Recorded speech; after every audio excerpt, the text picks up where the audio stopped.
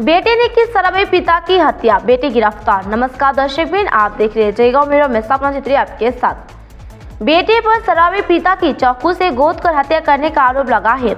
घटना तूफानगंज ब्लॉक के आदरण फुलबाड़ी 1 नंबर ग्राम पंचायत के उल्लखावा घाट नगयासियावाड़ी इलाके में हुई है। घटना के बाद आसपास इलाके में सनसनी फैली हुई है। स्थानीय सूत्रों के अनुसार अभिराम दास कल रात करीब 9:30 बजे बाजार से घर लौटा तो उसके छोटे बेटे लक्ष्मण दास ने अपने पिता की हत्या कर दी।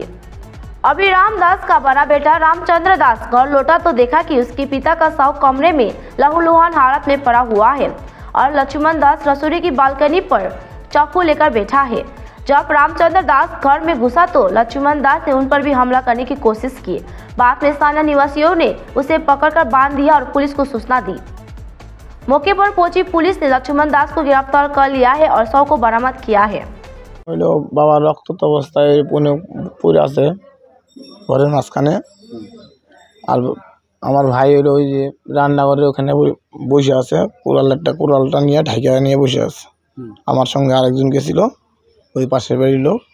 যাই দেখে আমি যাই দেখি আবার আমাকে ধাওয়া করতেছে। আমি পরে আবার বাইরে আসছি, আবার এলাকার লোকজন গেছে। তারপরে আপনার ভাই আপনাকে ধাওয়া করছিল আবার? হ্যাঁ, কুড়াল নিয়ে। আপনার বাবাকে কি অবস্থা দেখতে পেয়েছেন? আমার বাবাকে দেখছি ঘাড়ের মধ্যে কয়েকটা কূপ দিয়েছে, এবং ঘাড়ের মধ্যে মানে চাপার সাইডটা এদিক দিয়ে কাটে দিয়েছে, উড়াল দিয়া কাটে দিয়েছে, কাটে দিয়ে পড়ে আছে, সমস্ত রক্ত ভাসে গেছে। কেন এমনটা হলো? ও হলো সবসময় নেশা করে থাকতো, নেশা করে থেকে এরকম করে খালি বলতো মাইরে ফেলাবো। এখন আমরা তো আর ভাবিনি যে সত্যি সত্যি মাইরে ফেলাবে। এর আগে যেমন ঘরে আগুন ধরাই দিল, পুরো গেল, এখন আবার দিয়ে মাইরে ফেলাইল বাবাকে। কোনো সম্পত্তি নিয়ে কোনো কাজ না, কোনো রকম সম্পত্তি নিয়ে কাজ জানে, ও খালি করে মাইরে ফেলাবো। নেশার জন্য এটা করে।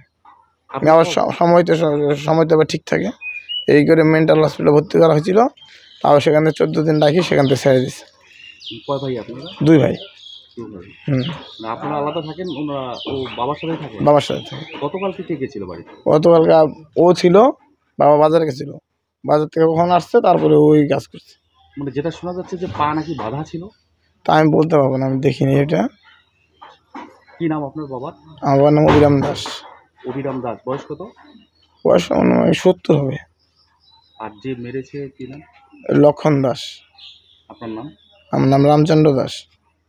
এই জায়গার নাম কি?